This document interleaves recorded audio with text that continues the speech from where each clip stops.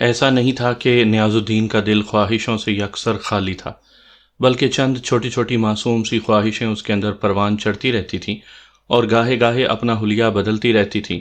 یہ خواہشیں فطرت کے ساتھ جڑی ہوئی تھیں، اس فطرت کے ساتھ جو انسان کو دوڑاتی نہیں، تھکاتی نہیں، اور نہ ہی بے چین و مضطرب کرتی ہے، بلکہ سایہ بن کر اس کو تیز دھوپ سے بچاتی ہے۔ وہ ان مادی خواہشات کے فریب میں نہیں تھا جو انسان سے انسانیت چھین لیتی ہیں اور حیوانیت کے تند شعلوں میں لپیٹ دیتی ہیں۔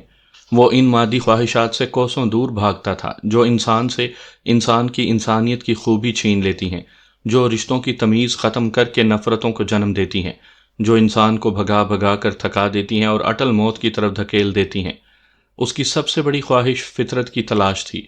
وہ پرندوں اور تتلیوں کے پیچھے بھاگتا تھا۔ پھول اور ہرے بھرے درخت اس کی کمزوری تھے۔ سورج ڈوبنے اور چاند کے ابھرنے کا منظر اسے ہمیشہ سے پسند تھا۔